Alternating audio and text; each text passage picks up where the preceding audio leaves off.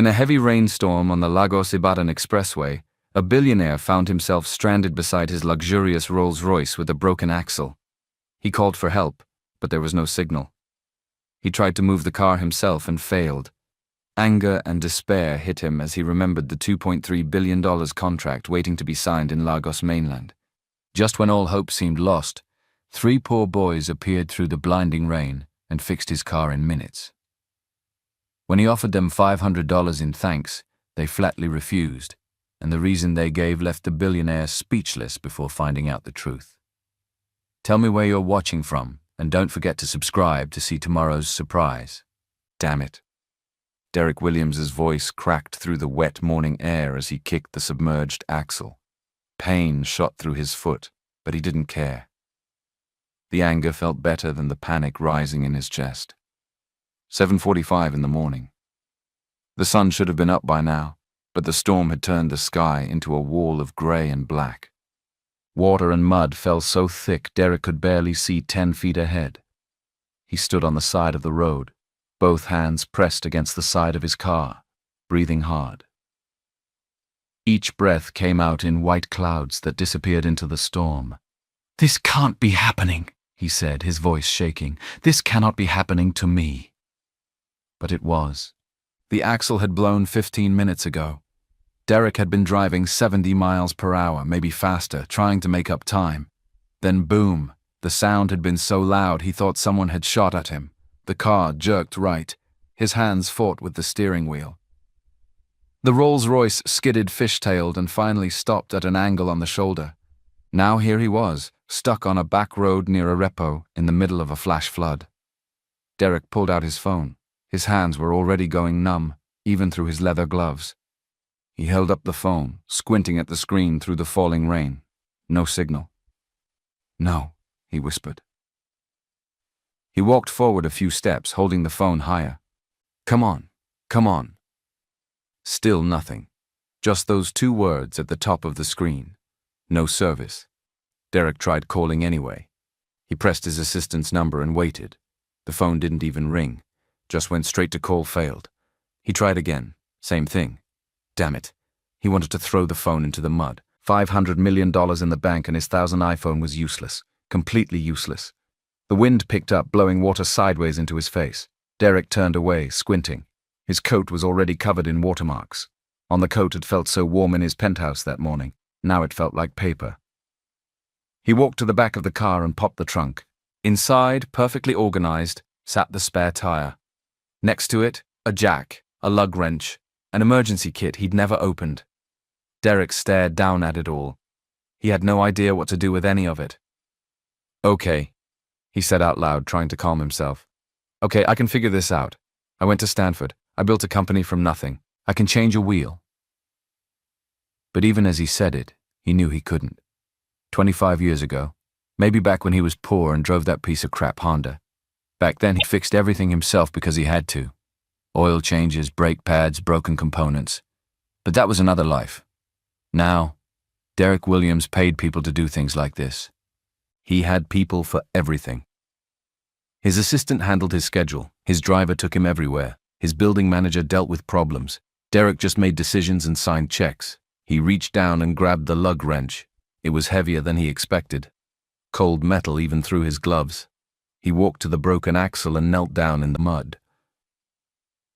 His $4,000 Berluti shoes sank into the thick red mud. He could feel the cold water soaking through, immediately freezing his feet.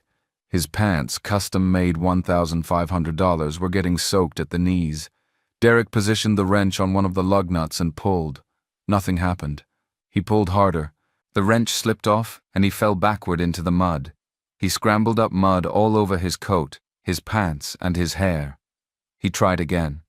This time, he put his whole body into it, pulling with all his strength. The wrench slipped again. Derek went down hard, his shoulder hitting the side of the car. He stayed there for a moment on his knees in the mud, breathing hard. His shoulder throbbed, his hands hurt, his feet were going numb. And the lug nut hadn't moved at all. "I can't do this," he said quietly. Then louder. "I can't do this." Derek stood up. He was shaking now, but not from the cold, from frustration, from anger, from fear. He looked at his watch. 7:52. The meeting in Lagos mainland started at 9:30. He had 1 hour and 38 minutes. It was a 50-minute drive from here if he had a working car, which he didn't. Think, Derek told himself, pacing next to the car. Think, think, think. But there was nothing to think about. He had no signal. No one was coming. He was alone. The rain kept falling, already been falling. It had covered his footprints from just a minute ago. Nature was erasing him bit by bit like he didn't matter. Derek looked around.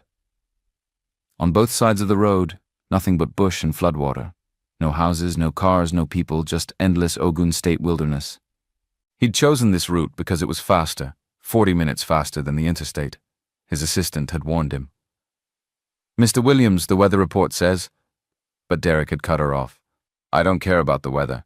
I need to be in Lagos mainland by 9:30. So stupid, so arrogant. And now here he was paying for it. Derek walked back to the driver's seat and sat down. He stared at the dashboard, at all the buttons and screens and technology. This car had cost $150,000. It had heated seats, massage functions, a premium sound system, GPS that could guide him anywhere in the world. But it couldn't change its own axle, and neither could he. Derek laughed. It came out sounding half crazy. He pressed his palms against his eyes, trying to push back the panic. $500 million, he said to the empty car. "I have $500 million in assets. I can buy anything, anything. But I can't buy my way out of this money." His whole life had become about money. Making it, growing it, protecting it. Money was power. Money was control. Money meant he never had to depend on anyone. Except now, sitting here in a flood with a broken axle, his money meant nothing. He couldn't pay the rain to stop. Couldn't pay the axle to fix itself. Couldn't pay someone to appear out of nowhere and help him. For the first time in decades, Derek Williams was completely powerless. The wind howled. Water blew into the car, landing on the leather seats, melting into tiny puddles. Derek just sat there watching it happen. His phone buzzed. He grabbed it. Hope flared in his chest, but it was just a notification. Calendar reminder. Meeting Paramount Tower, 9:30 a.m. Derek stared at it.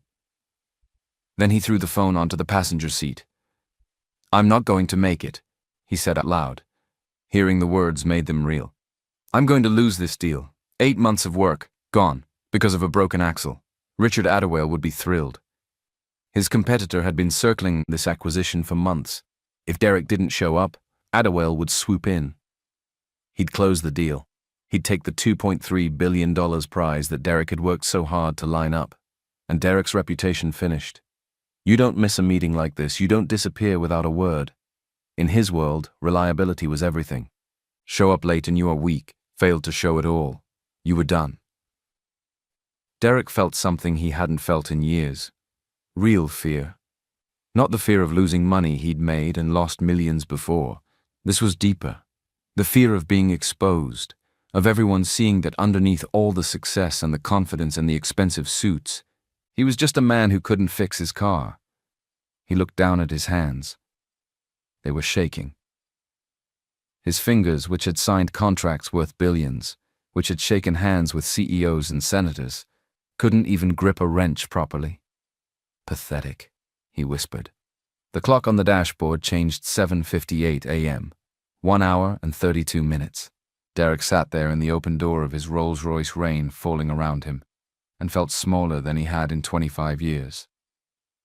The storm didn't care who he was, didn't care about his Stanford degree or his Ikoyi penthouse or his investment portfolio. Nature was crushing him, and there was nothing he could do about it.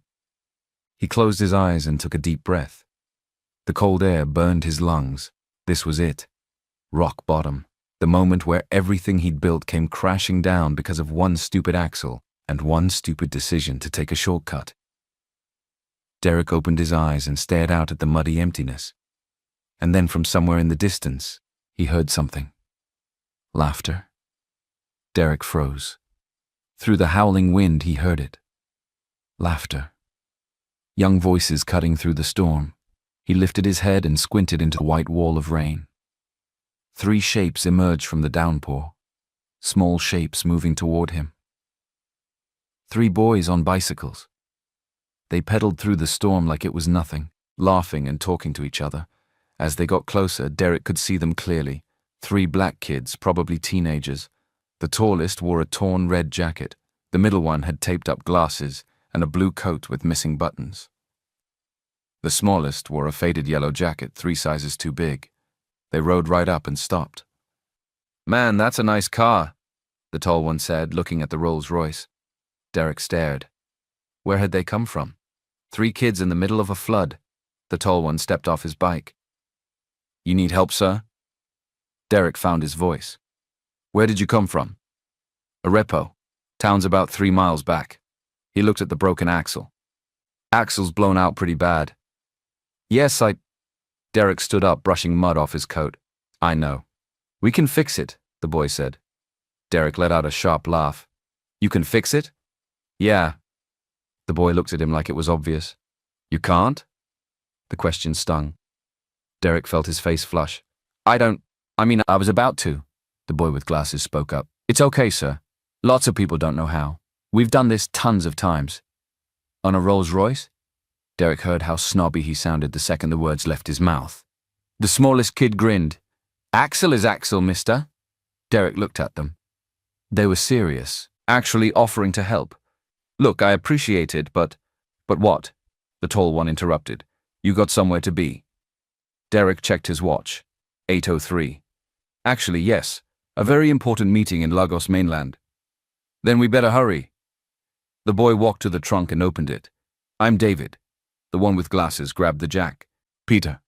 The small one reached for the lug wrench. "Sam." They didn't wait for permission, just started working. "Wait," Derek said. "You can't just—" But they already were. David knelt by the axle, his bare hands red from cold and grime. Peter positioned the jack. Sam pressed against the car to steady it.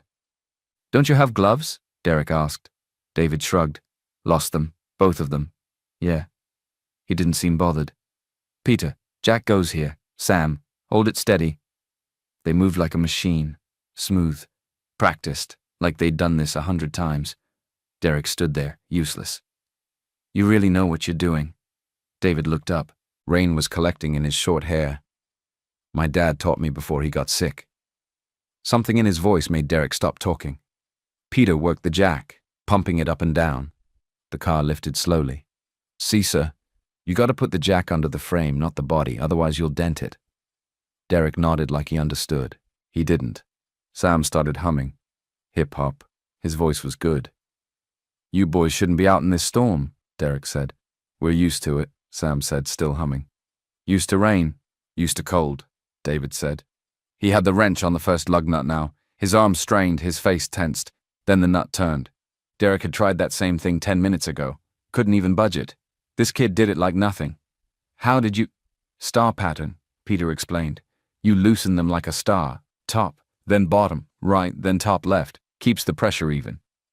David moved to the second nut. "Can you hand me that towel from the trunk?" It took Derek a second to realize David was talking to him. He hurried to get it. "Thanks." David wiped his greasy hands. Derek watched them work. They were so young, their clothes falling apart, out in a storm. But they were helping him, a complete stranger. "Why are you doing this?" Derek asked suddenly. David paused. "Doing what?" "Helping me. You don't know me." The 3 boys glanced at each other. David went back to work. "You looked like you needed help." "But you're just kids. You should be home. Warm, not out here." Sam laughed. "We were heading to pump water from Mom and Ngozi's driveway. She's old. Can't do it herself." "In this storm?" "It's going to get worse later," David said. "Better now than later." Derek stared. These kids were going out in a flood to pump water for an elderly woman and stopped to help him on the way. "Almost done," David announced. He tightened the last lug nut. His breath came in white clouds. His fingers had to be frozen. Peter lowered the jack. The Rolls-Royce settled on 4 working tires. Sam brushed mud off his jacket. "All set, mister." Derek looked at the axle, then at the boys. "You actually did it." "Told you we could," David said, smiling. Derek felt something tight in his throat. "How long did that take?" Peter checked his watch. 18 minutes. 18 minutes. What Derek couldn't do at all. That's incredible. Derek pulled out his wallet. His hand shook as he opened it. Inside a thick stack of hundreds, he pulled out 5 bills. $500. Here, he said, holding them out to David. You earned this. All of you. You saved me. David looked at the money, then shook his head. No, thank you, sir. Derek blinked. What? We don't need it. But Derek pushed the money closer. This is $500, take it. We didn't do it for money, Peter said. Sam was already on his bike. You needed help, mister, that's all. But I'm offering you $500. Derek's voice rose. Why won't you take it? David wiped his hands on his jacket. My dad used to say, you don't help people for what you get back. You help because it's right. Derek stood there, arm extended, holding money these kids refused. You're sure? His voice came out quieter now. You're absolutely sure?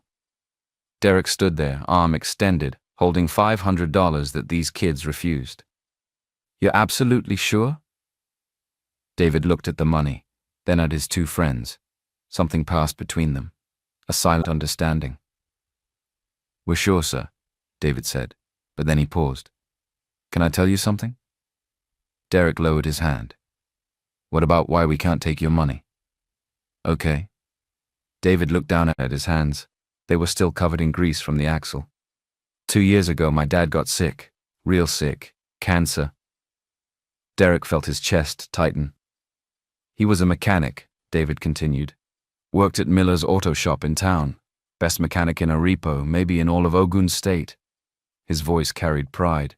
People came from 3 towns over just to have him work on their cars. Peter and Sam stood quiet. They'd heard this story before. One day, middle of rainy season, a woman broke down on this same road. Her car died. The floodwater was like, I don't know, chest high. She had 2 little kids in the back seat. They were crying. David's breath came out in white clouds as he talked. My dad was driving home from work. Saw her. He could have kept going. He was tired. He'd worked 10 hours that day, and Mom was waiting dinner for him. But he didn't keep going, Derek said quietly. No, sir. He pulled over, spent 2 hours in the pouring rain fixing her car. Got it running again. The woman tried to pay him. She had about $40, probably all the money she had. David looked up at Derek now. His eyes were bright. Dad said no. He told her to use that money to buy her kids something hot to eat. Then he followed her all the way to the next town just to make sure she made it safe. The wind howled around them. Rain kept falling, but Derek didn't feel cold anymore. 3 months later, David's voice got quieter. Dad collapsed at work. They found the cancer. It was bad. Stage 4 in his lungs, his liver everywhere. Jesus, Derek whispered. He couldn't work anymore. We had some savings, but not much. Medical bills started piling up. We were going to lose our house. Mom was working 2 jobs, but it wasn't enough. Peter spoke up now. That's when people started showing up. What people? Derek asked. Everyone, David said. The whole town. People Dad had helped over the years. They brought food, money, whatever they could. Mama Ngozi, the lady we're going to help today, she organized a fundraiser, raised $15,000. Sam nodded. Mr. Patterson at the hardware store. He paid 3 months of their mortgage. Didn't ask for it back. The woman with the 2 kids, David continued. The one Dad helped that night. She drove 3 hours to visit him in the hospital. Brought a card signed by like 50 people Dad didn't even know. People she told about what he did. The card had $2,000 in it. Derek felt something in his throat. He couldn't speak. Dad died 6 months later, David said, his voice steady but soft. But before he did, he called me to his hospital bed. He could barely talk. The cancer was in his throat by then, but he grabbed my hand and he said something I'll never forget. David stopped, took a breath. When he spoke again, his voice cracked just a little. He said, David, I'm leaving you boys without much. No big inheritance, no college fund, no house paid off, but I'm leaving you something more important. I'm leaving you a good name. People will remember me as someone who helped. That's worth more than any amount of money. You understand? A tear ran down David's face. He wiped it away quickly. I told him I understood. Then he said, "When you see someone who needs help, you help them. Not because they can pay you, not because you'll get something back. You help because that's what makes you human. That's what makes you rich. You promise me." David's hand went to his chest like he was holding something there. I promised him. We all did. Me, Mom, my little sister, we were all there. That was the last real conversation we had with him. 2 days later, he was gone. The three boys stood in the mud, silent. Derek realized Peter was crying too. Sam's eyes were red. "After the funeral," Peter said, "we made a pact, the three of us. We'd honor Mr. John Davis's memory by helping people whenever we could." "My dad knew David's dad," Sam added. "They worked together sometimes. Mr. Davis taught my dad everything about fixing cars. When he died, my dad cried for 3 days straight, said he lost the best man he ever knew." David looked at the $500 in Derek's hand, then at Derek's face. "So you see, sir, we can't take your money. It's not about the money, it never was. We saw you stuck out here in the cold. We thought about Dad, about what he'd do, and we knew. We just knew we had to stop." Derek's hand dropped to his side. The bills felt heavy now. Wrong. "My dad used to say," David continued, "that when you help someone for money, it's just a transaction. But when you help someone for nothing, it's a connection. And connections are what we're all here for, to connect, to be human together." The words hit Derek like a physical force. He said that being rich isn't about what you have in your bank account. It's about what you have in here. David tapped his chest. "How many people would cry at your funeral? How many lives did you make better? That's how you measure wealth, not in dollars." Derek stood frozen. He thought about his own father, a cold man, distant, who died 5 years ago. At the funeral, maybe 30 people showed up. Most were business associates. No one cried, not even Derek. He thought about his own life. How many lives had he made better? Really better? He couldn't think of any. "Your father," Derek said, his voice rough. "Sounds like he was an incredible man." "He was," David said simply. "Best man I ever knew. And you're honoring him by helping strangers in the rain." "We're trying, sir. Some days it's hard. Like today, it's cold as hell out here." David smiled through his tears. "But then we think about Dad, about how he never complained, never asked for anything back, and it makes it easier." Sam spoke up. "Plus it feels good helping people, you know." Derek realized he didn't know.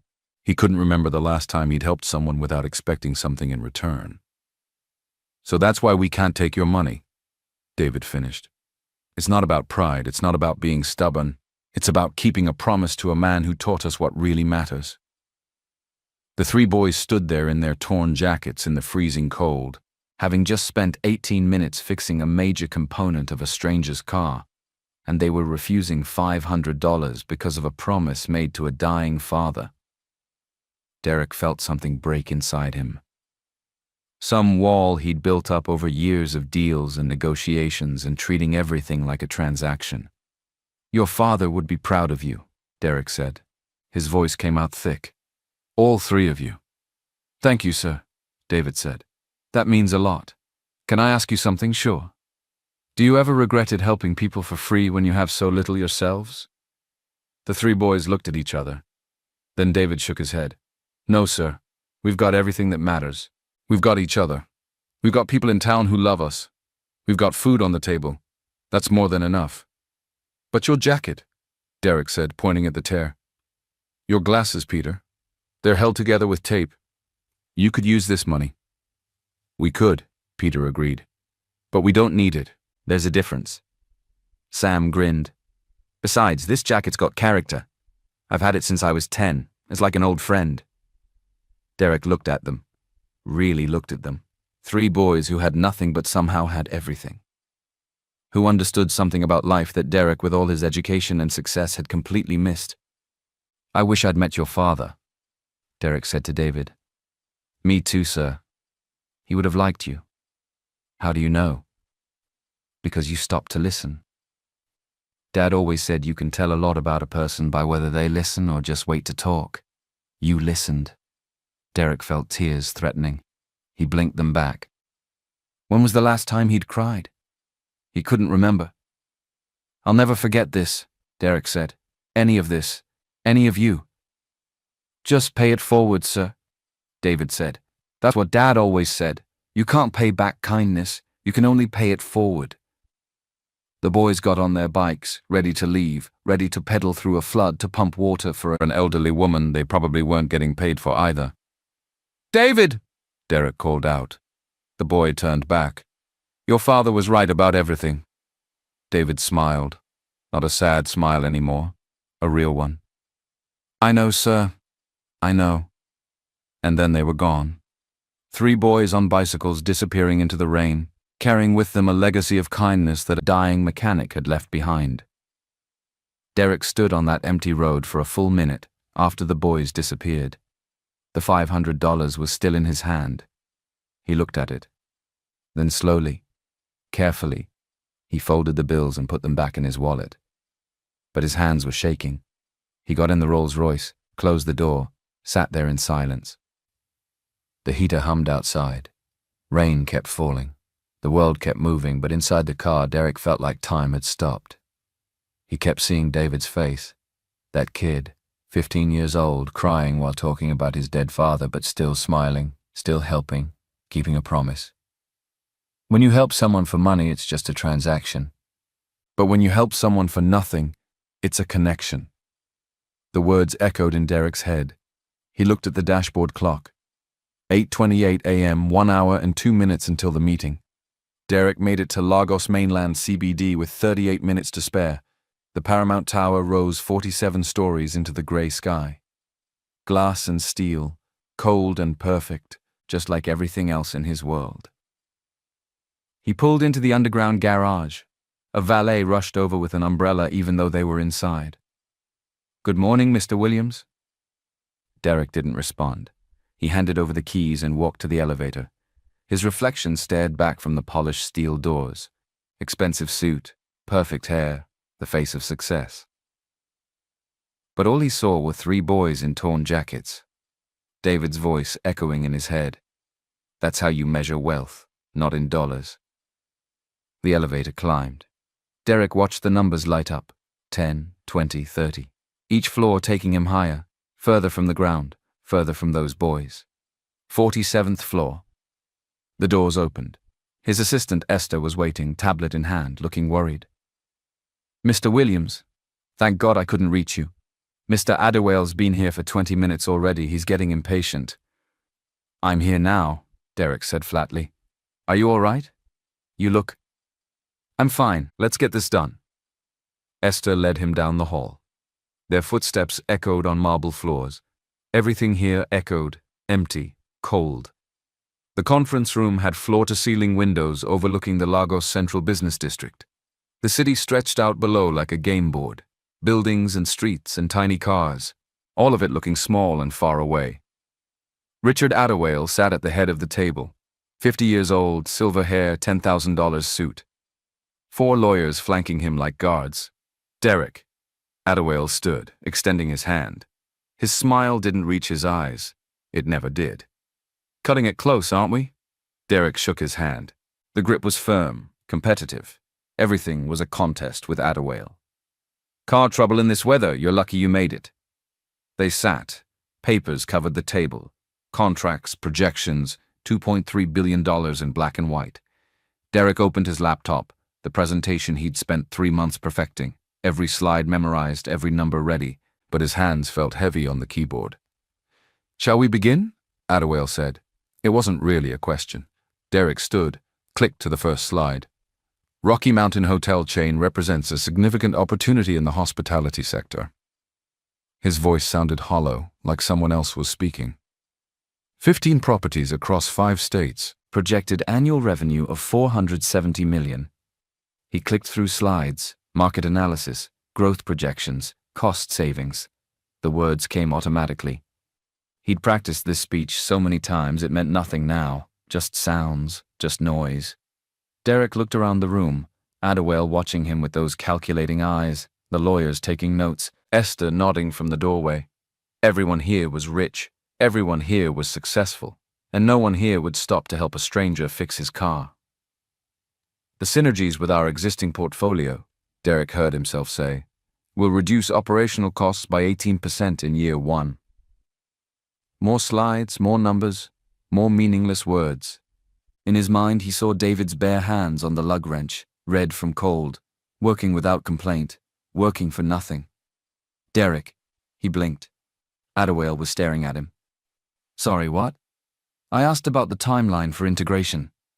Right, timeline. Derek looked at his slide. The words blurred. 6 to 8 months for full integration. He finished the presentation on autopilot. When it was done, Adderwale stood and applauded. Slow, deliberate. Excellent work, Derek. Very thorough. The lawyers nodded, shuffled papers, ready for the signing. They moved to the far end of the table. Someone handed Derek a pen, a Mont Blanc, $2,000. He'd bought it last week specifically for this moment. Sign here, a lawyer said, pointing. And here, initial here.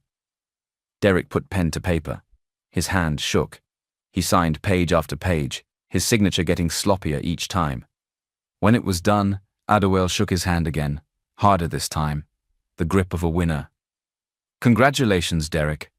This is going to be very profitable for both of us.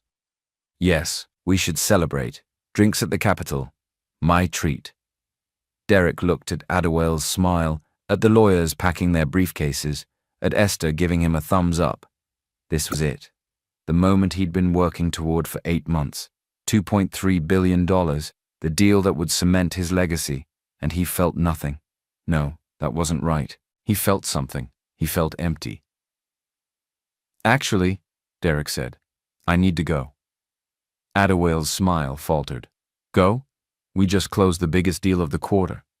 I know, but I have something I need to do, something more important than this. Derek paused. 24 hours ago, nothing was more important than this. This deal was everything. But now he couldn't stop thinking about 3 boys who measured wealth by how many people would cry at your funeral. Yes, Derek said quietly. Something more important. He walked out, left Adderwale standing there confused. Esther called after him, but he didn't stop. Derek took the stairs, all 47 floors. His legs burned, his lungs screamed, but he needed to feel something, anything. By the time he reached the parking garage, he was breathing hard, sweating despite the cold. He got in his Rolls-Royce, sat there, engine off, just sitting in the dark. The passenger seat was still wet from the rain. He could see where they'd worked. Grease marks on the doorframe where David had steadied himself. A small handprint, child-sized. Derek put his head on the steering wheel. He just closed a $2.3 billion deal, the biggest of his career. His name would be in the Wall Street Journal tomorrow. His competitors would be calling jealous and congratulating him at the same time. But all he could think about was David's father, a mechanic who died with nothing but left everything that mattered. How many people would cry at Derek's funeral? His assistant would probably be relieved. His competitors would pretend to be sad. His board members would worry about their stock options. But who would actually cry? Who would actually miss him? Derek couldn't think of anyone. He pulled out his phone, typed Arepo, Ogun State into the search bar. Population 2,043. 42 miles from Lagos mainland CBD. Derek started the engine. He didn't know what he was doing, didn't know what he'd say if he found them. But he couldn't go back to Ikoyi. Couldn't go back to his empty penthouse and his empty life and pretend everything was fine because it wasn't fine. For the first time in 25 years, Derek Williams had everything he'd ever wanted and realized it wasn't what he needed. He drove out of the parking garage. The sky was clearing, patches of blue breaking through the gray. His phone buzzed, Esther calling, then Adderwale, then 3 board members. Derek ignored them all. He drove toward Arepo, toward 3 boys who'd refused his money, toward something he couldn't name, but desperately needed to find. The highway stretched ahead, mountains in the distance. Derek pressed harder on the gas. Behind him, the Lagos CBD disappeared, the Paramount Tower getting smaller in his rearview mirror, the city of glass and steel and empty success fading away, ahead somewhere in a small town he'd never heard of until today. 3 boys were probably clearing floodwater for an elderly woman, not getting paid, not asking for anything, just helping because it was right. Derek's chest felt tight. His eyes burned. He'd spent his whole life climbing, building, achieving, becoming someone important. And in 18 minutes, 3 kids on bicycles had shown him he'd been climbing the wrong mountain entirely. The deal was done. The money was his, but for the first time in his life, Derek Williams didn't care about the money. He cared about something else, something those boys had that he didn't, something he needed to understand before it was too late. Derek drove faster toward Arepo, toward answers, toward whatever came next. The highway to Arepo was empty. Derek drove fast, too fast. The speedometer climbed past 80, the landscape blurred. Bush, dark trees, gray sky. His phone kept buzzing. He glanced at the screen. Esther, where are you? Adderwell, Derek, we need to discuss next steps. 3 board members, 2 investors, his lawyer. Derek turned the phone off, threw it on the passenger seat. For the first time in his career, he didn't care about next steps. Didn't care about follow-up meetings or press releases or any of it. He just drove. The sign appeared after 30 minutes. Arepo, 10 miles. Derek's hands tightened on the wheel. What was he doing? What was he going to say to these kids? Hey, you fixed my car and now I'm having an existential crisis. But he kept driving. The town appeared slowly. First, a gas station, then a few houses scattered along the road, then Main Street. Derek slowed down. Arepo was small, really small. 1 stoplight, a grocery store, a hardware store, a diner called Rosie's with a faded red sign. The buildings were old, painting, some windows boarded up. This was the kind of town that had seen better days and was still waiting for them to come back.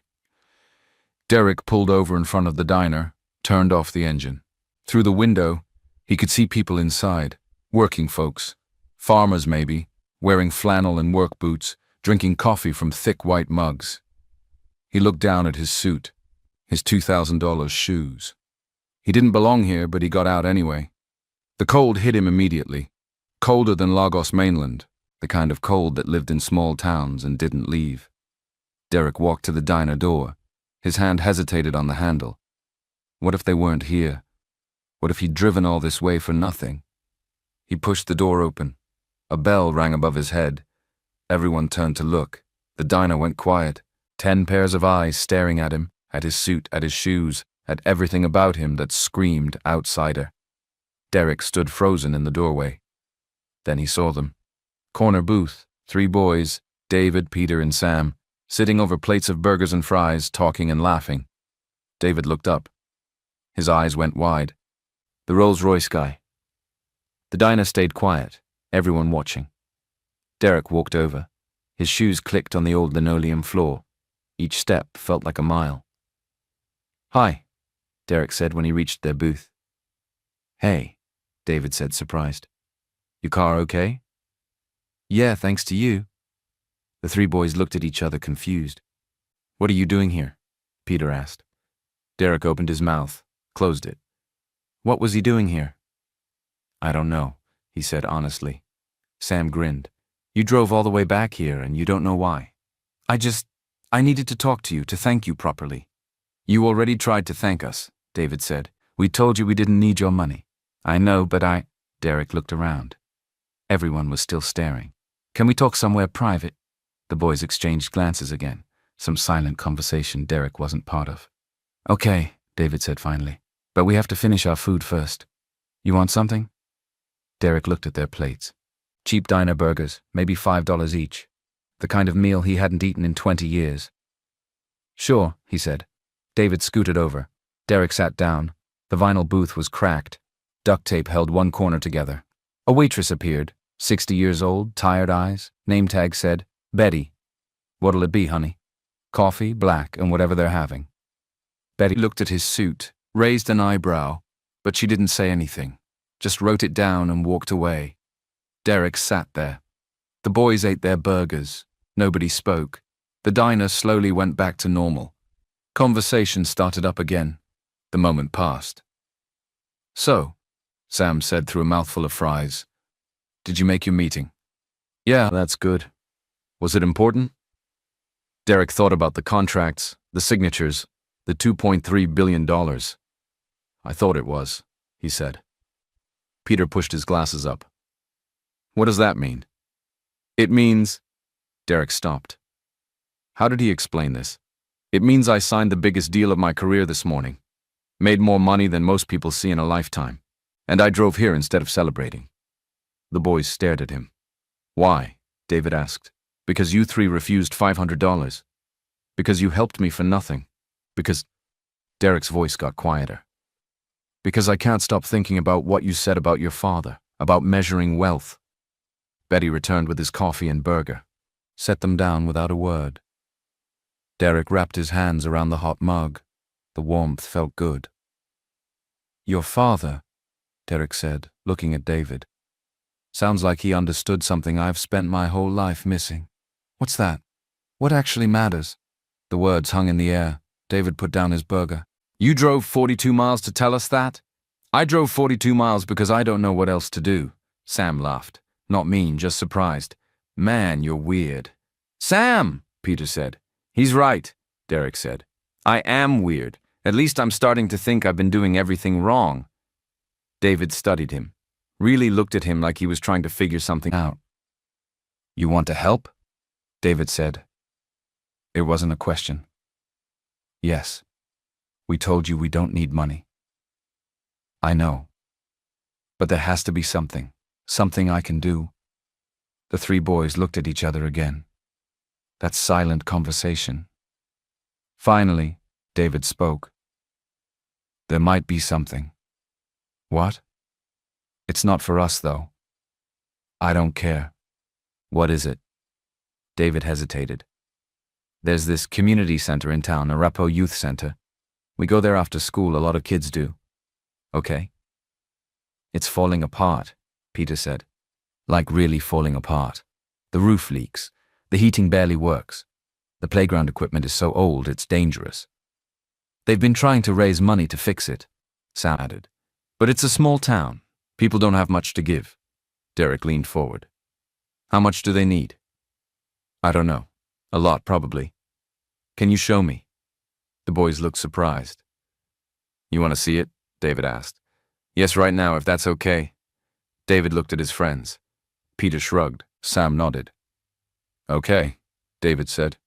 It's only a few blocks from here. Derek pulled out his wallet, put a $50 bill on the table for the food. That's way too much, Peter said. Betty probably hasn't had a tip like that in a while, Derek said. Let her have it. They walked out of the diner. The cold felt sharper now, the wind picking up again. The boys led him down Main Street, past the hardware store, past a laundromat, past empty storefronts with for rent signs in the windows. 5 blocks. That's all it took to walk the entire length of Arepo's downtown. They turned onto a side street and there it was, Arepo Youth Center. Derek stopped walking. The building was 1-story brick. The paint was faded and peeling. The roof had visible patches, tarps, and plywood covering holes. The front steps were cracked. One window was covered with cardboard. A sign hung crooked by the door. Arepo Youth Center estimated 1967. 58 years old, and it looked like it might not make it to 59. It's worse than I thought, Derek said quietly. Yeah, David said, but it's all we've got. It's where we go after school. Where we do homework. Where we hang out when it's too cold to be outside. How many kids use it? Maybe 80, 90? A lot of them are from single-parent homes. This place is kind of like, I don't know, a safe place. Derek walked closer. The playground was behind the building. He could see it through a chain-link fence. Old swing set. The chains rusted. A slide with a crack down the middle. A jungle gym missing half its bars. Can we go inside? Derek asked. If Miss Esther's here, Peter said. She runs the place. They walked to the door. David knocked. A moment later, it opened. A black woman stood there. 50s maybe. Tired eyes but a warm smile. She wore a thick sweater and fingerless gloves. Boys? She said. Then she saw Derek. Oh, hello, Miss Esther. This is... David hesitated. I don't even know your name. Derek, he said, extending his hand. Derek Williams? Esther shook it. Her hand was cold, even through his. Is the heat not working? Derek asked. Esther smiled sadly. Not since Tuesday. The furnace is old, needs to be replaced. We're using space heaters, but they barely help. Can I see inside? Esther looked at him, at his expensive suit, his perfect shoes, trying to figure out what this man wanted. Sure, she said finally. Come in. Derek stepped inside and saw exactly what these boys in this town needed. The inside of a Repo youth center was colder than outside. Derek could see his breath. His expensive wool coat suddenly felt inadequate. Esther led them through the entrance hall, her fingerless gloves stark against the dim lighting. We're trying to keep the main room warm, she explained, pushing open a door. That's where most of the kids are. The main room was large, maybe 40 feet by 60.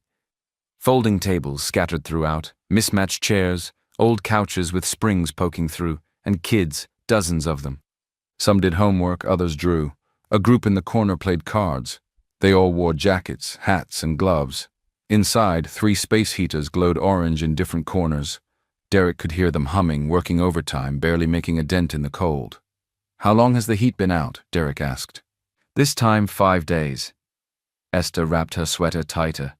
But it's been breaking down all winter. The furnace is from 1985. We fixed it probably 20 times. Last week the repair guy said, it's done. Needs to be replaced completely. Derek looked around. Water stains on the ceiling. Brown patches spreading like maps. In one corner a bucket caught drips from a leak. The roof, too. The roof. The heating, the plumbing, the electrical. Esther's voice was tired but steady.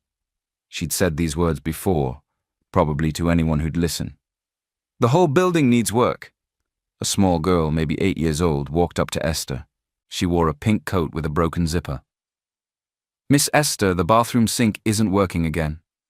Which one, sweetie? The girl's room. Esther sighed.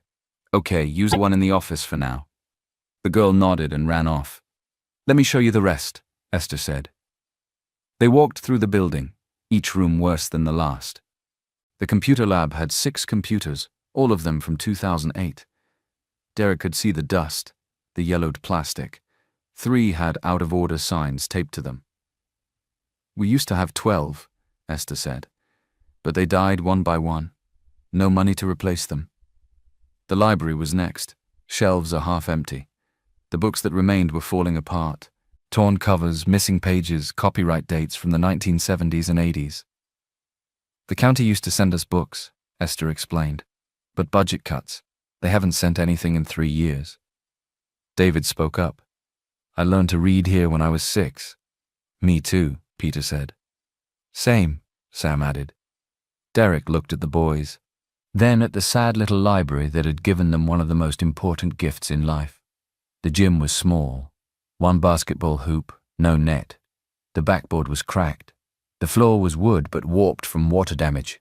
In some places you could see the concrete underneath. We can't use it when it rains, Esther said.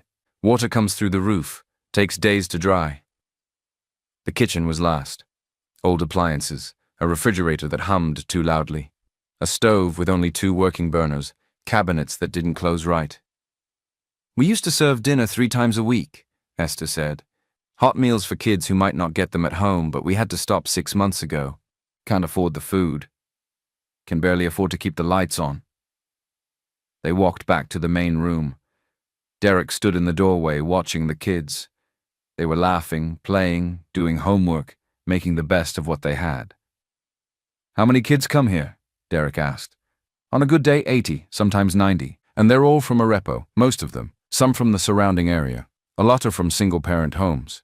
Parents working 2, 3 jobs. Kids come here after school so they're not home alone. We keep them safe, give them a place to be.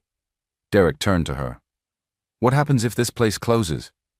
Esther's face went hard. Not angry, just determined. It won't close.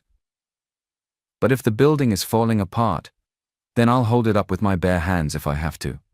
Her voice was still. These kids need this place. Some of them, this is the only stable thing in their lives, the only place they feel safe. I won't let it close. Derek believed her. This woman would fight until there was nothing left to fight with. How much? Derek asked. What?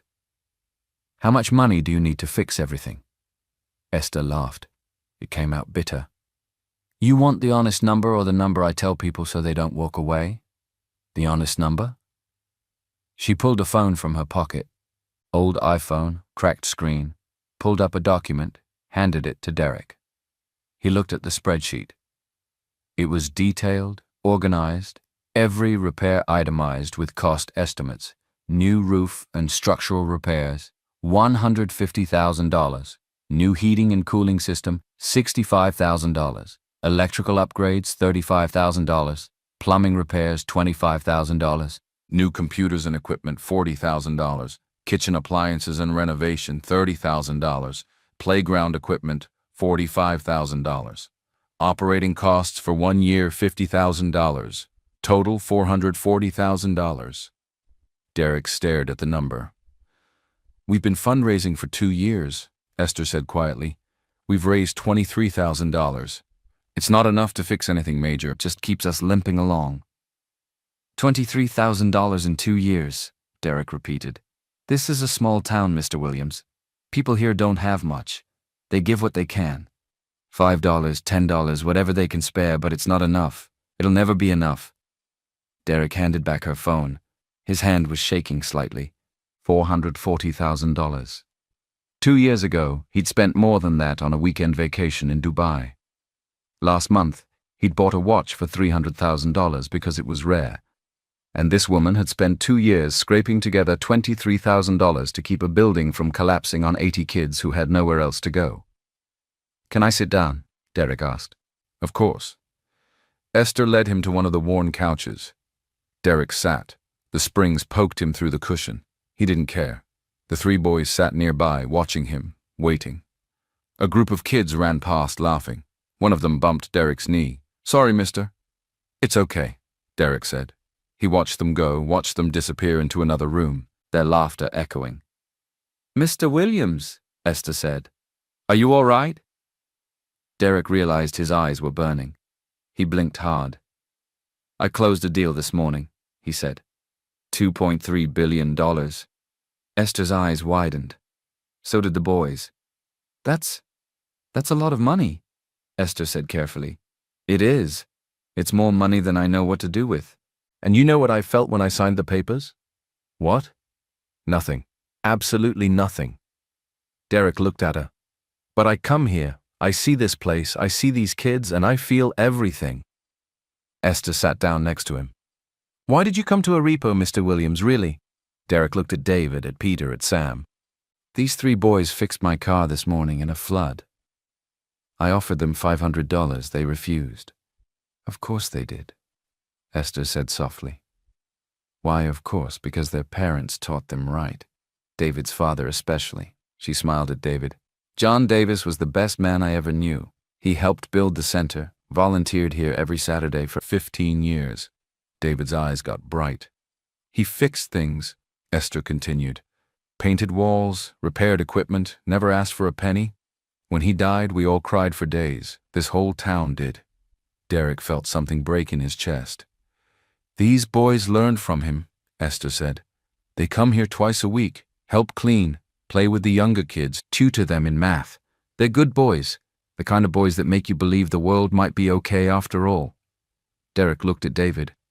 You didn't tell me you volunteered here. David shrugged. You didn't ask.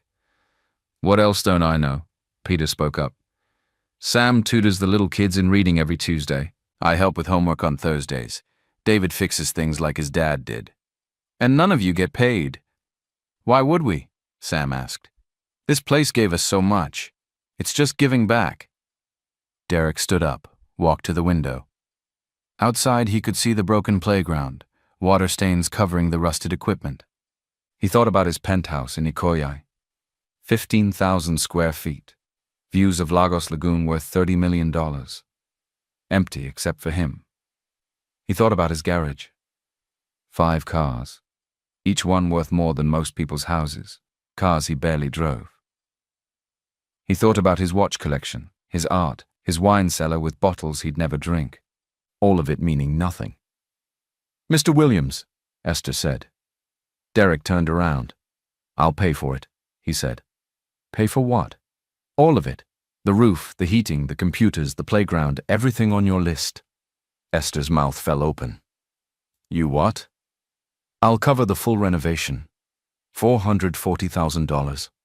The boy stood up. Are you serious? David asked. I'm serious, but that's so much money, Esther whispered. It's nothing. Derek's voice was firm. It's nothing compared to what this place is worth, what you're worth, what these kids are worth. Esther put her hand over her mouth, her eyes filled with tears. Why? She asked. Why would you do this? Derek looked at the three boys. Because this morning, I learned what it means to be rich, and it has nothing to do with money in a bank account. It has everything to do with this, with helping, with connecting, with making someone's life better. A tear rolled down Esther's cheek. These boys, Derek continued, they refused my money because they wanted to honor their father's memory, because he taught them that kindness isn't a transaction. It's a connection. And I want to be part of that. I want to connect. I want to help. I want to be the kind of person who makes the world better, not just richer. Esther stood up, walked to Derek and hugged him. She was crying now. Really crying. Thank you. She sobbed into his shoulder. Thank you. Thank you. Thank you. Derek hugged her back. He couldn't remember the last time he'd hugged someone who wasn't trying to get something from him. The boys stood there stunned. Kids in the room were staring now, wondering what was happening. Esther pulled back, wiping her eyes.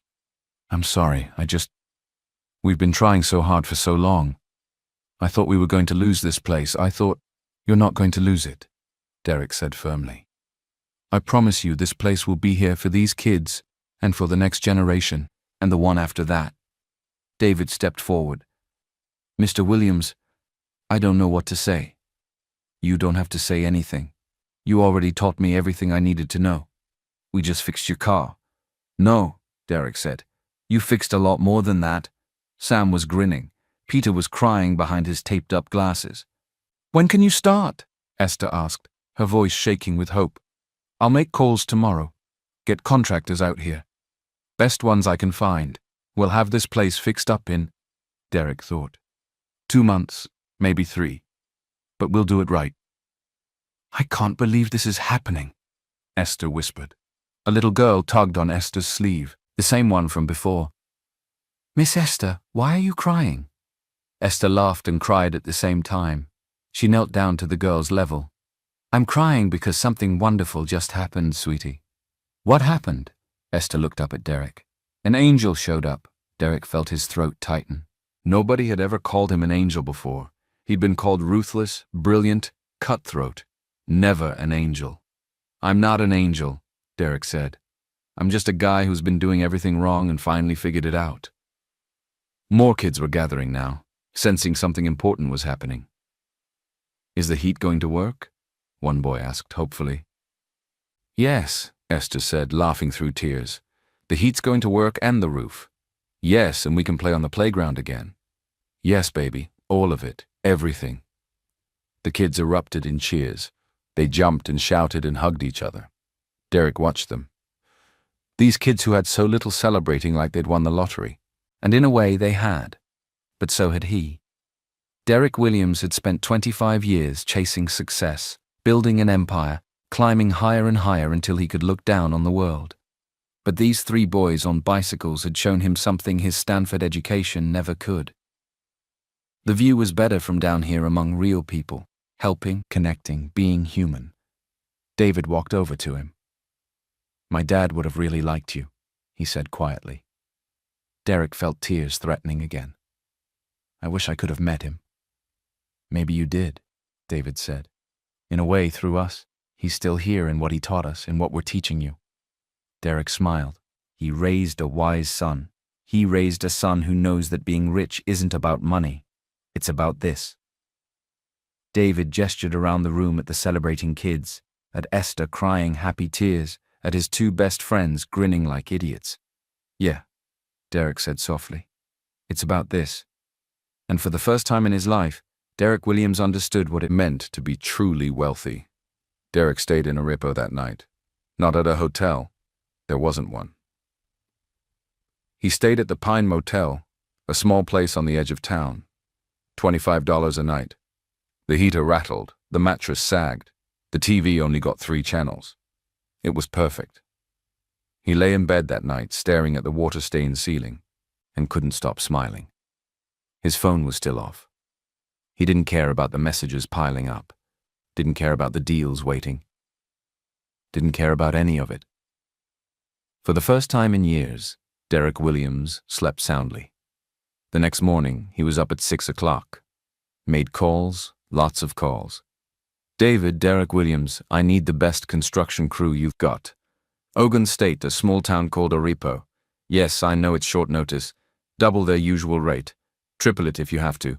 I need them there by Monday. Another call. Jennifer, I need you to source new computers. 15 of them. Top of the line, but kid-friendly. Educational software included. Yes, for a school community center. Actually, have them delivered to Arepo, Ogun State, by next Friday. Another call. Tom, it's Derek. I need playground equipment. Commercial grade, safe, colorful, the works. Budget. There is no budget, just make it amazing. Call after call after call. By 9 a.m., Derek had set everything in motion. Contractors, equipment suppliers, electricians, plumbers, all the best people he knew, all heading to Arepo. He walked back to the community center. The cold morning air felt clean, crisp. Esther was already there, unlocking the front door. Mr. Williams, she said, surprised. You're up early. Couldn't sleep. Too excited, she smiled. Come in, coffee is about to brew. Inside, Derek watched as kids started arriving. Dropped off by parents heading to work, walking in groups, coming on bikes like David, Peter, and Sam did. They all looked cold. All wore old coats. Some had holes in their gloves, but they were smiling, happy to be here. This place is their second home, Esther said, watching them. For some of them, it's better than their first home. How long have you been running this place? Derek asked. 12 years. Started as a volunteer. Then the old director retired and I took over. Haven't looked back since. You love it. With everything I have. Esther poured 2 cups of coffee, handed one to Derek. The mug had a chip on the rim. These kids, Mr. Williams, they're everything to me. I never had children of my own, but I have 80 of them now. Derek sipped the coffee. It was terrible, weak and bitter.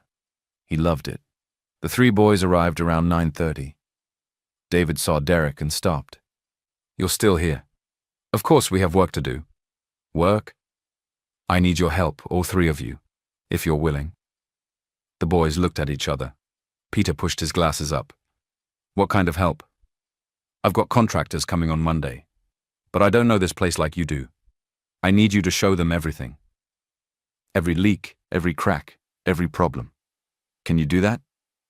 David nodded slowly. Yeah, we can do that. Good. Also, I need your opinion on the playground equipment. What do kids here actually want to play on? Sam's eyes lit up. You're asking us?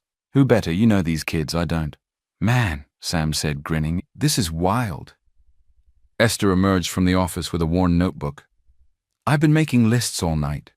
Every repair we need, every upgrade. I couldn't stop thinking about it. She handed the notebook to Derek. Pages and pages of notes, detailed, organized. Years of watching this building fall apart, all documented. This is perfect, Derek said. I was thinking, Esther said carefully, about the kitchen. If we could get it working again, we could restart the meal program. Tuesday and Thursday dinners, nothing fancy, just hot food for kids who need it. Do it. But the cost, Esther. Derek looked at her. Money isn't the issue anymore. If these kids need hot meals, they get hot meals. What else? Esther's eyes watered. A new library? Real books? Current books? Maybe even some computers in there so kids can read ebooks too. Done. What else? Art supplies. We used to have an art program, but we couldn't afford materials anymore. You'll have materials. Best quality. What else? Esther laughed, wiping her eyes. I feel like I'm dreaming. You're not. This is real. This is happening. What else do these kids need? The boys had been listening quietly. David spoke up. Warm clothing, he said. Derek turned to him. Warm clothing. A lot of kids here. Their clothes are old, too small, full of holes. Harmattan in Ogun State is brutal. Maybe, I don't know. Maybe we could have a clothing closet. Free clothes for any kid who needs one. Derek felt his chest tighten. Yes, absolutely. Yes, and gloves, Peter added. And hats and boots. All of it, Derek said firmly. Make a list. Everything these kids need, we'll get it. Sam looked at Esther. Miss Esther, remember how the van broke down, the one we used for field trips? The transmission died 6 months ago, Esther explained. We had to sell it for scrap. Now we can't take the kids anywhere. New van, Derek said. Big enough for everyone. What else? For the next hour, they made lists. Derek typed everything into his phone. Every need, every want, every dream these people had for this place. By 11, the list was 3 pages long. This is going to cost way more than $440,000, Esther said nervously. I don't care, but Mr. Williams, call me Derek, please. Esther smiled. Derek, this is so generous, but you don't have to do all this. Yes, I do. Derek's voice was firm. I've spent 25 years making money. Now I want to spend some of it on something that actually matters. A crash came from the main room. All of them rushed out.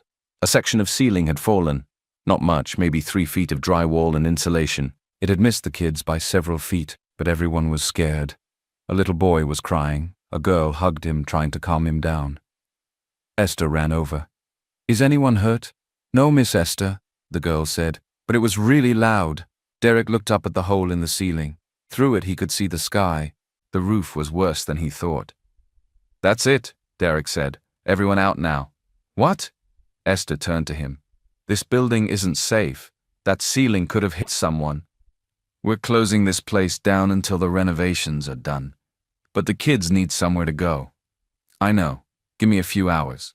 Derek was already pulling out his phone. I'll figure something out. He stepped outside, made more calls. 20 minutes later, he walked back in. Okay. I talked to Pastor James at Aripo Community Church. They're opening their basement to you free of charge. It's warm. It's safe. You can use it until this place is fixed. Esther stared. Pastor James agreed to that? I may have mentioned I donate $50,000 to the church's food bank. Derek. These kids need a safe place. Now they have one. He looked around at the children. Some still looked scared from the ceiling collapse. Let's get everyone moved over there today. The rest of the day was chaos. Good chaos. David, Peter, and Sam helped organize the kids. Esther coordinated with the church. Derek paid for pizza, 30 pizzas from the only pizza place in town. The owner was shocked by the order. By evening, the community center was empty. Everything important had been moved to the church basement. Derek stood in the empty building one last time, looking at the water stains, the cracks, the holes. We're going to make you beautiful again, he said to the building. To no one, to everyone. His phone buzzed. He'd turned it back on an hour ago. 73 messages, 12 voicemails. He scrolled through them. Esther, Adewale, board members, investors, all wanting to know where he was, what he was doing, why he disappeared. Derek typed a message to his assistant. Taking a leave of absence, 2 months, maybe 3. Cancel everything. I'll explain later. He hit send before he could second-guess it. Another message, this one to his lawyer. Set up a foundation, the Davis Family Foundation. Endowment of $20 million. Purpose, supporting community centers and youth programs in small towns. Start with a repo. I'll send details tomorrow. Send. Derek looked at his phone, at his old life contained in this device. All those emails, all those deals, all that emptiness. He turned it off again. David walked up. You okay? Yeah, Derek said. Better than okay. What you're doing here, it's amazing. What your father did was amazing. I'm just finally learning the lesson. They walked outside together. The sun was setting. The sky turned orange and pink. Beautiful. Can I ask you something? David said. Anything. Why are you really doing this? I mean, I'm grateful. We all are. But you don't know us. You don't know this town. Why do you care so much? Derek thought about it. Really thought. Because yesterday morning I had everything. He said slowly. Money, power, success, everything I'd ever wanted. And I was miserable. I was empty. I'd spent so long climbing that I forgot why I was climbing in the first place. He looked at David. Then you 3 showed up in a flood and helped me for nothing. And your father's words about measuring wealth by who cries at your funeral. It broke something open in me, made me see what I'd become, what I'd lost. What had you lost? My humanity, Derek said quietly. I turned into a machine. Everything was a transaction. Everyone wanted something from me or I wanted something from them. There was no real connection, no real kindness, just business. A cold wind blew. Derek didn't mind it anymore. But you three, he continued, you gave me something without wanting anything back. You showed me that people like your father still exist, that kindness still exists, that there's still good in this world, and I want to be part of that good. I want to be someone who gives, who helps, who connects. David smiled. My dad used to say that the best moment in life is when you stop taking and start giving. He was right. They stood in silence for a moment, the sky getting darker, stars starting to appear. He'd be proud of you, Derek said. Your father, very proud. Thanks, David said softly. That means everything. Esther walked out, locking the church basement door. The kids had all gone home. It had been a long day. Derek, where are you staying tonight? She asked. The Pine Motel. That place is awful. It's perfect. Esther laughed. You're a strange man, Derek Williams. I'm working on being a better man. Strange is part of the process. Peter and Sam emerged from the church. All 5 of them stood there in the parking lot. So, Monday the contractors arrived, Peter asked. Monday, Derek confirmed. And I'll be here to supervise, make sure everything is done right. You're staying in a repo? Sam asked, surprised. For as long as it takes. This is my project now. My purpose. I'm not leaving until it's finished. The boys looked at each other, then at Derek. You're really serious about this, David said. More serious than I've been about anything in my life. Esther smiled. Then welcome to a repo, Derek. Welcome home. Home. Derek turned the word over in his mind. He had a penthouse in Ikoyi worth $30 million, but it had never felt like home. This place, this small town in Ogun State with its broken buildings and struggling people and beautiful hearts. This felt like home. Thank you, Derek said, for letting me be part of this. Thank you, Esther said, for being exactly what we needed. They said their goodbyes, made plans for Monday. Then everyone went their separate ways. Derek drove back to the Pine Motel. The vacancy sign flickered. The parking lot had 3 cars. He went inside his room, sat on the sagging bed, looked around at the peeling wallpaper and the rattling heater, and smiled. Tomorrow, the real work would begin, fixing the community center, helping these kids, building something that mattered. But tonight, Derek Williams, billionaire CEO, ruthless businessman, felt something he hadn't felt in 25 years. Peace. Real, genuine peace. He lay back on the uncomfortable mattress and stared at the ceiling. Somewhere in Lagos, his old life was waiting. Board meetings, acquisitions, deals worth billions. But Derek was done with that life. He'd found something better. He'd found purpose. And he was never going back. 2 months later, Derek stood in the parking lot of a Repo Youth Center, watching the sun rise over Ogun State. The building behind him looked completely different. New roof, dark shingles that gleamed in the early light. No more tarps, no more patches, just solid weatherproof protection. Fresh paint. The brick had been cleaned and repainted a warm beige color. The trim was forest green. It looked alive again. New windows, all of them. Clear glass that actually kept the cold out. And inside, Derek smiled. Just thinking about it, inside was even better. Coffee. Derek turned. Esther stood there holding 2 steaming mugs. She looked different too, less tired. The constant worry that had lived in her eyes for years was gone. Thanks, Derek said, taking a cup. They stood together in silence, watching the sunrise. I still can't believe it's done, Esther said softly. Believe it. 2 months. You did all this in 2 months, Derek shrugged. I had good help, and unlimited budget helps too. It's more than that. You were here every single day, working alongside the contractors, getting your hands dirty. I've never seen anything like it. It was true. Derek had stayed in a repo the entire 2 months, working, planning, helping. He'd swung hammers, painted walls, and carried supplies. His expensive suits stayed in his Range Rover untouched. He lived in jeans and work boots now. His hands, which had only ever signed contracts, now had calluses. He loved it. "Today the big day," Esther said. "The kids come back." "Are you nervous?" "Terrified. What if they don't like it?" Derek laughed. "They're going to lose their minds."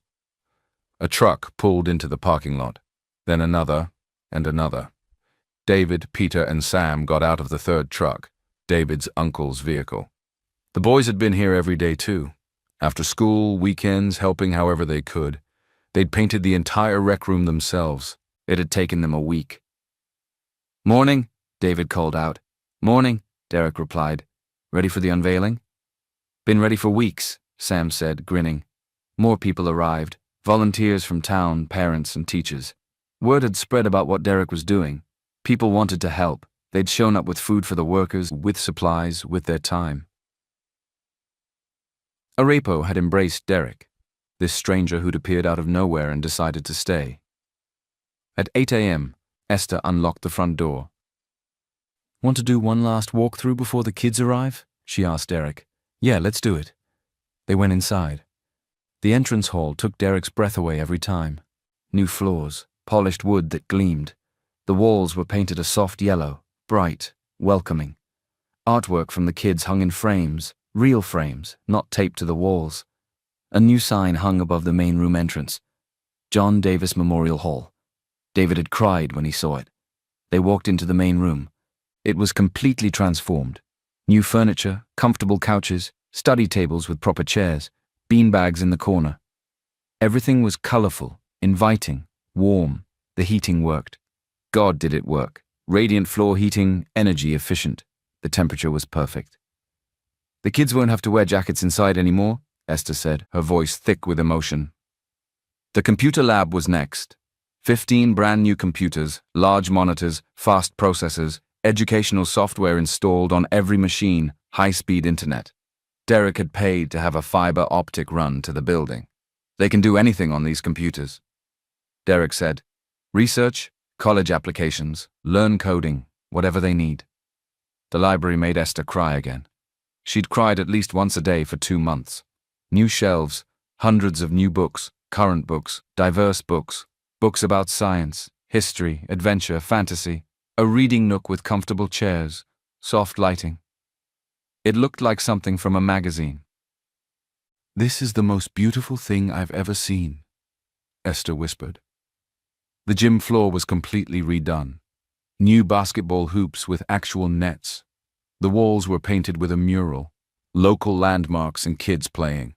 Local artist Derek had commissioned it. The kitchen gleamed. New appliances, industrial refrigerator, 6-burner stove, double ovens, enough to cook meals for 100 kids. "We start serving dinners again next week," Esther said. "Tuesday and Thursday, just like old times." "Better than old times," Derek corrected. The bathrooms were updated, new fixtures, fresh paint. Everything worked, everything was clean and bright. They walked back to the entrance. Derek checked his watch. 8:45. "They'll be here soon," he said. Esther nodded. She looked nervous, excited, terrified all at once. "Derek," she said quietly, "how can we ever thank you? You don't have to thank me, but we do. You've given these kids so much. You've given this town so much. You've given me—" Her voice broke. "You've given me hope again." Derek felt his own throat tighten. "You gave me something more important. You gave me purpose. Before I came here, I was rich and empty. Now I'm still rich, but I'm full. That's priceless." A car pulled up outside, then another, then 5 more. "They're here," Peter said from the doorway. Derek and Esther walked outside. Cars and trucks filled the parking lot. Families poured out. Kids of all ages, parents, grandparents. It seemed like the whole town had shown up. The kids stared at the building, mouths open, eyes wide. "Is that really the center?" a little girl asked her mother. "That's really it, baby?" The crowd gathered in front of the main entrance. 80 kids, 30 parents. More people kept arriving. Esther stepped forward. Someone handed her a microphone. They'd set up a small PA system for this. "Good morning, everyone." Esther said, her voice shook slightly. "Good morning, Miss Esther," the kids shouted back. "As you can see, we've been busy these last 2 months." Laughter rippled through the crowd. "And it's all thanks to one very special person, Mr. Derek Williams." Everyone turned to look at Derek. He felt his face get hot.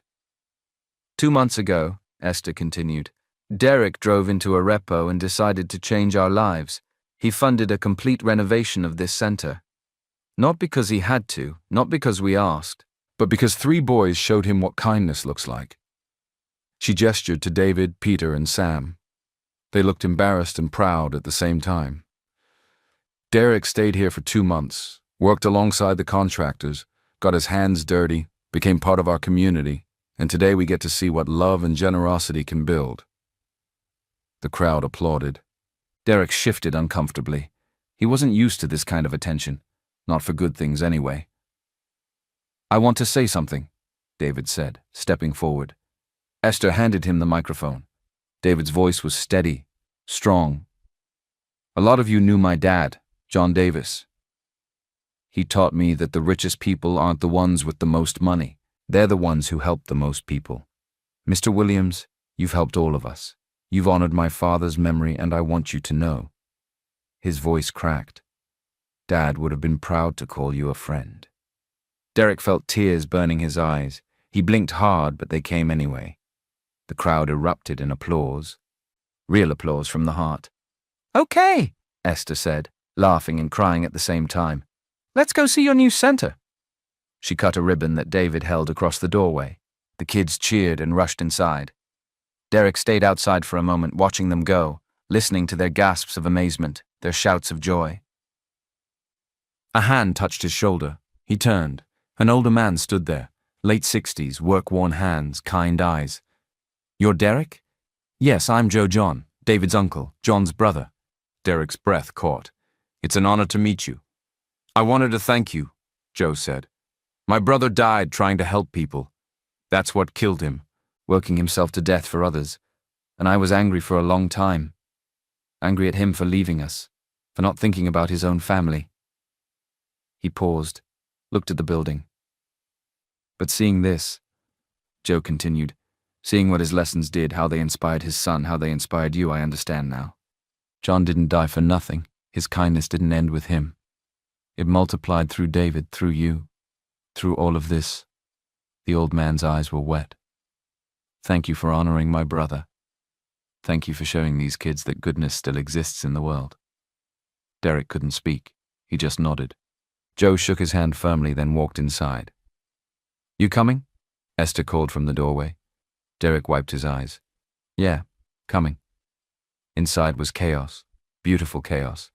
Kids ran everywhere, touching everything, testing the new computers, jumping on the beanbags, running their hands along the books in the library. In the gym, a group was already shooting hoops. The ball swished through the new nets. Perfect.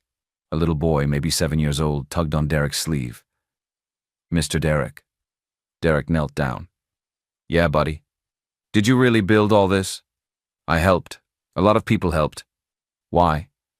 The question was so simple, so honest. "Because every kid deserves a safe place to learn and play and grow, and you deserve the best." The boy smiled, missing both front teeth.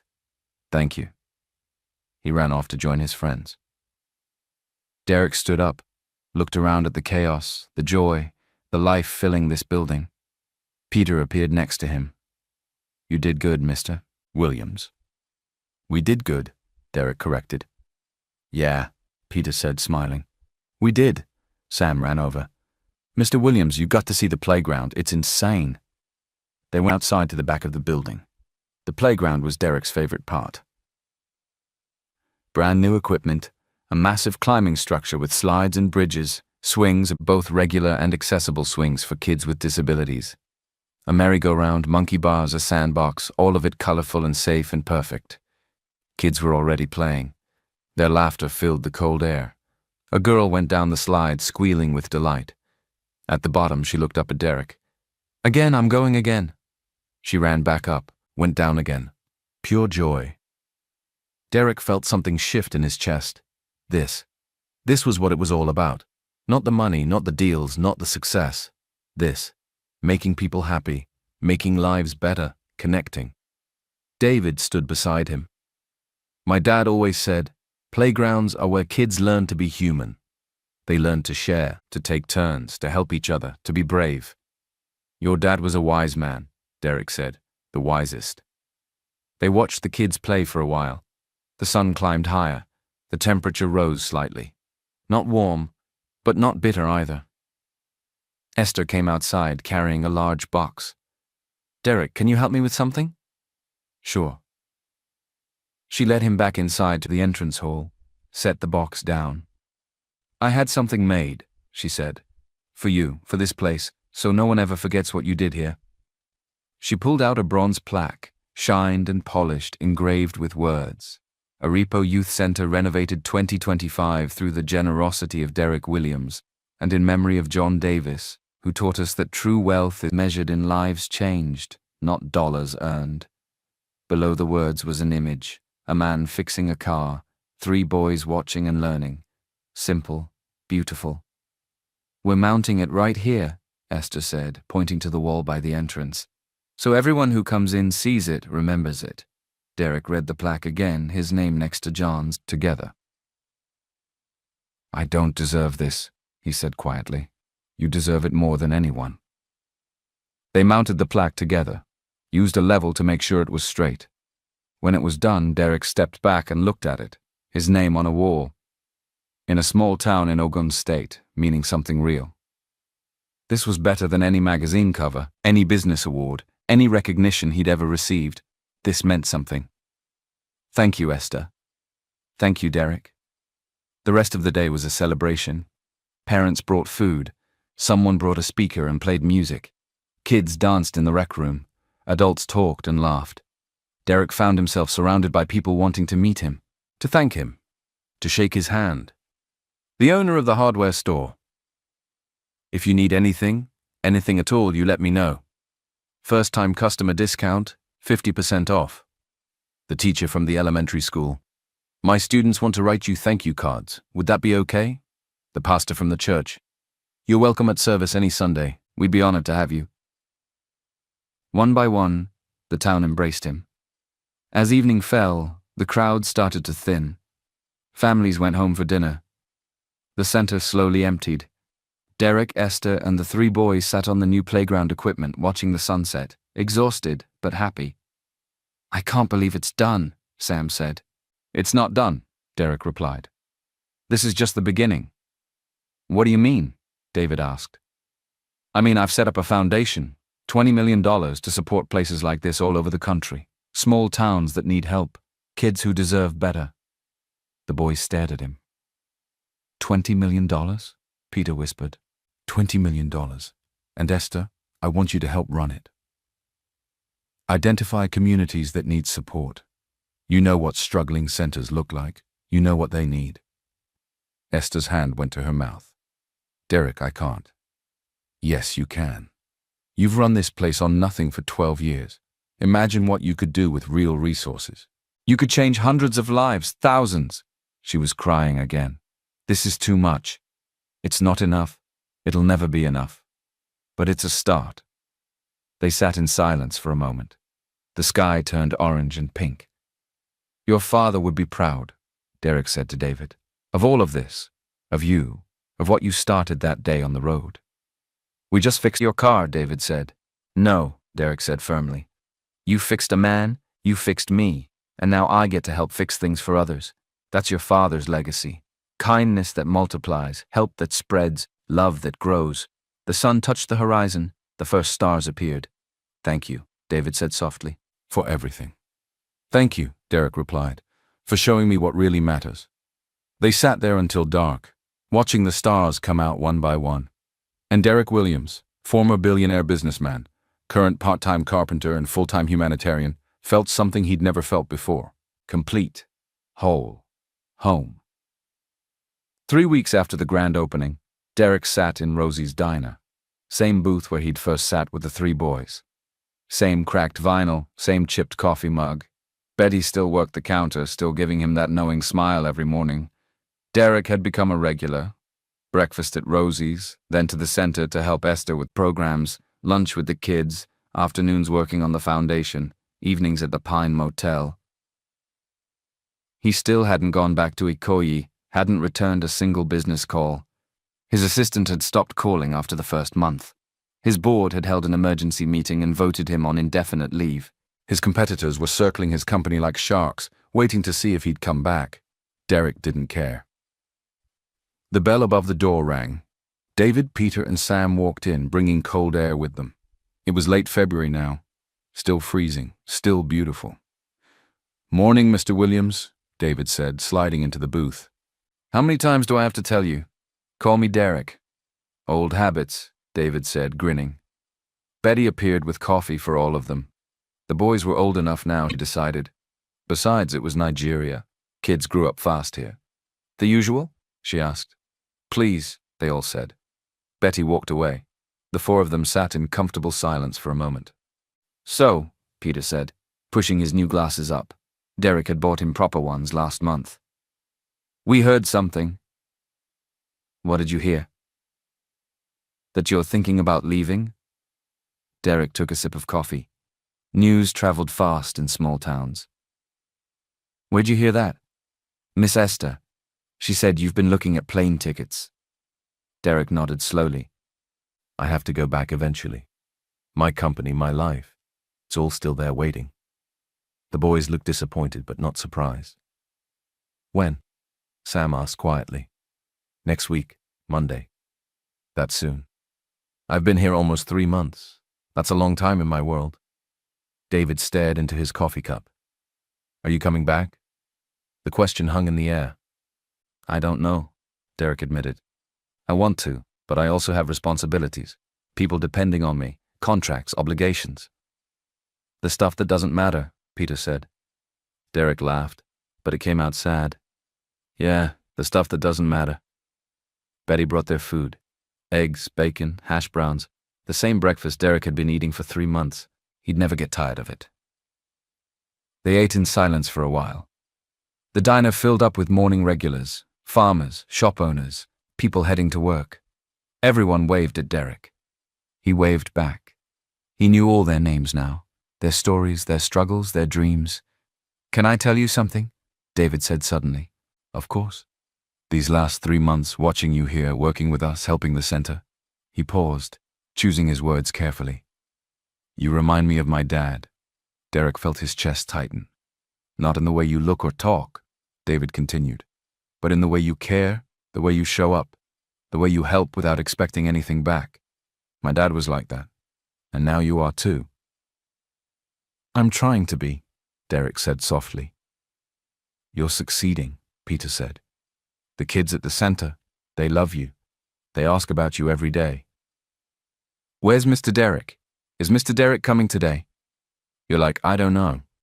Like a dad to all of them." The words hit Derek harder than expected. A dad. He'd never been a father, never been married, never had time for family. He'd been too busy building an empire. But these kids, these 80 kids in Arepo, they'd become his family without him even realizing it. "I don't want to lose that," Derek said, his voice rough. "But I also don't know how to live in 2 worlds. The Derek who built companies and closed billion-dollar deals, he doesn't fit here. And the Derek who lives here doesn't fit there anymore. So choose," Sam said simply. "It's not that simple." "Why not?" Derek opened his mouth to explain all the reasons, the complexity, the obligations, the expectations. But then he stopped. Why wasn't it simple? "My dad used to say," David spoke quietly, "that every person has 2 lives. The life they're living and the life they could be living. And the tragedy is when those 2 lives are completely different and you're stuck in the wrong one." Derek stared at him. "Your dad said that?" "Yeah, right before he died. He told me he was lucky because his 2 lives were the same. He was living exactly the life he wanted, helping people, being with family, making a difference. He said that's all that mattered in the end." Derek felt something break open inside him. A dam he'd been holding back for 3 months. "I've been living the wrong life," he whispered. "For 25 years, I've been living the completely wrong life." The boys didn't say anything. Just let him sit with that truth. "I built a company worth $500 million. Derek continued, his voice getting stronger. I have a penthouse in Ikoyi, cars, art, everything money can buy, and I was miserable. Every single day I was miserable. I just didn't know it because I'd never known anything different. He looked at the three boys. Then you three fixed my car and refused my money and showed me what my life was missing. Connection, purpose, meaning, the things money can't buy. So stay, David said. Stay here, live this life. But my company will survive without you, Peter interrupted. Companies always do. You've got board members, right? Executives. Let them run it. But it's mine. I built it. And now it's time to build something else, Sam said. Something better. Derek looked at these three boys, teenagers, kids, and yet they understood life better than most adults he knew. You're right, Derek said. You're absolutely right. Betty appeared with more coffee. You boys solving the world's problems over here. Just one man's problems, David said. Betty looked at Derek. You staying or going?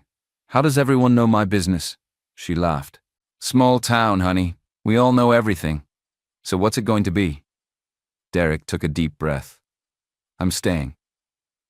The boys erupted in cheers, loud enough that the whole diner turned to look. He's staying, Sam announced to everyone. The diner applauded. Derek felt his face get hot, but he was smiling. Does Miss Esther know? Peter asked. Not yet. I only just decided. She's going to cry, David said. She cries at everything. True. They finished breakfast. Derek paid. He always paid. Betty always tried to refuse. It had become a routine. Outside, the February sun was bright, cold, but beautiful. The kind of day that made you glad to be alive. So, what are you going to do? David asked as they walked down Main Street. About your company. Sell it, Derek said. The words came easily. I'll sell majority stake to my board. Keep enough to live on. Use the rest for the foundation. How much is the rest? Derek did quick math in his head. After taxes and everything, probably $400 million. The boys stopped walking. $400 million to the foundation? Peter said. Why not? I don't need it. And think about how many communities we could help. How many centers like a repo we could fix. That's insane, Sam said. That's the most insane, amazing, crazy thing I've ever heard. Your father started this, Derek said to David. All of it. His kindness, his lessons, they created a ripple effect. And now that ripple is going to turn into a wave. We're going to help thousands of kids, tens of thousands, all because a mechanic in Ogun State taught his son what really matters. David's eyes were wet. Dad would have loved this. I wish I could have met him. You did, David said. Through us, through his lessons, he's still here, Mr. Williams. Derek, he's still making a difference. They reached the community center.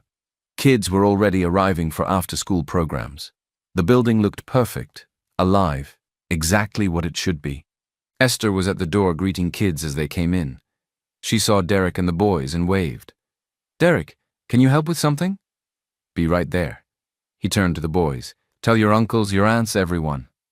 I'm having a dinner at Rosie's tomorrow night, 7 p.m. I want to officially tell the town I'm staying and I want to announce the foundation's plans. We'll spread the word, David said. The boys headed inside. Derek stood outside for a moment, looking at the building. 3 months ago, this place was falling apart. Now it was thriving, full of life and hope and possibility. 3 months ago, Derek was falling apart too. Now he was whole. His phone buzzed, a message from his lawyer. Derek, the board wants an answer. Are you coming back or not? They need to know. Derek typed his response. Not coming back. Start paperwork to sell my majority shares to the executive team. I'll sign whatever you need remotely. I'm staying in Ogun State. He hit send. A weight lifted off his shoulders, the last tie to his old life cut. He was free. Derek, Esther called again. I really need your help. He walked inside. The warmth hit him immediately. Not just from the heating, from the laughter, the voices, the life. Esther stood in the main room looking stressed. The art supplies for the new program arrived, but there are so many boxes. I don't know where to put everything. Show me. They spent the next hour organizing art supplies. Paints, brushes, canvas, clay. Everything kids could need to create. Kids kept interrupting, wanting to show Derek things. A drawing, a test they aced, a story they wrote. He stopped every time, looked at every picture, read every story, celebrated every success. This was his life now. This was what mattered. Around 5 p.m., when most of the kids had gone home, Derek and Esther sat in the new reading nook, exhausted, but happy. "Can I tell you something?" Esther said. "Of course. When you first showed up 3 months ago, I thought you were crazy. Rich man having a midlife crisis, wanting to throw money at a problem to feel better about himself." Derek laughed. "That's not totally wrong. But you proved me wrong. You didn't just throw money at us. You gave us your time, your energy, your heart. You became part of this community, part of this family." She took his hand. Her grip was strong, warm. "These kids love you, Derek. I love you. You're not a stranger anymore. You're one of us. You're home." Derek felt tears threaten. "I am home. I finally found where I belong." "So you're really staying? This isn't just talk. I'm really staying. I'm selling my company, putting everything into the foundation. This is my life now. You, the kids, a repo. All of it." Esther hugged him, held on tight. "Welcome home, Derek," she whispered. "Welcome home." The next night, Rosie's diner was packed, every table full. People standing along the walls. The entire town had shown up. Derek stood near the counter, looking at all the faces. People who'd become friends. People who'd accepted him. People who'd shown him what community really meant. Betty handed him a spoon and a glass. "Speech time, honey." Derek tapped the spoon against the glass. The diner went quiet. "Thank you all for coming," he started. His voice shook slightly. 3 months ago, I drove through Arepo as a stranger. A lost, empty stranger who didn't know what he was missing. Then 3 boys. He gestured to David, Peter, and Sam. Showed me what kindness looks like, what real wealth looks like, what matters in life. People nodded, smiled. I came here to say thank you. But I stayed because I found something I'd been searching for my whole life. I found home. I found family. I found purpose. He paused, gathering his thoughts. I'm not going back to Ikoi. I'm staying here permanently. This is where I belong. The diner erupted in cheers. People clapped. Someone whistled. Derek waited for quiet. I'm also announcing the John Davis Foundation. $400 million dedicated to helping communities like Arepo, fixing community centers, supporting youth programs, helping kids who deserve better. More applause, louder this time. But here's the thing, Derek continued. Money alone doesn't change lives. People change lives. Connection changes lives. Kindness changes lives. So yes, we'll give money, but we'll also give time, energy, heart. We'll show up, we'll help, we'll be present. The way John Davis was, the way his son David is, the way this whole town has been for each other. He looked at David. The boy was crying. So was his Uncle Joe. John Davis taught his son that wealth isn't measured in dollars. It's measured in lives changed, in people helped, in connections made. And by that measure, John Davis was the richest man I've ever heard of. And I'm honored, so honored to carry on his legacy. The diner was silent now. Everyone listening, everyone feeling it. So thank you, Arepo. Thank you for taking in a stranger. Thank you for teaching me what really matters. Thank you for giving me a home. Derek raised his coffee mug. To John Davis, to kindness, to community, to home. To home! Everyone echoed, raising their own mugs. The diner exploded in celebration. People came up to Derek, shook his hand, hugged him, and thanked him. David pushed through the crowd. Mr. Williams. Derek, I don't know what to say. You don't have to say anything. You already gave me everything. My dad. David's voice broke. My dad would have been so happy, so proud. This foundation in his name, helping people like he did. He couldn't finish. Derek pulled him into a hug, held him while he cried, let him feel it all. Your father's legacy will live forever, Derek said quietly. Through you, through this foundation, through every life we help, he didn't die, David. He multiplied, and he's going to keep multiplying for generations. They stood there in the crowded diner, the noise and celebration swirling around them. But in that moment, it was just Derek and David, two people connected by loss and hope and the memory of a good man. When David finally pulled back, he was smiling through his tears.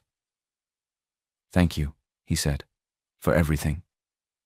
"Thank you," Derek replied, "for changing my life." The party went late into the night. Stories were told. Laughter filled the air. Plans were made. Around midnight, people started heading home. Work tomorrow, school, life continuing. Derek walked out into the cold Ogun State night.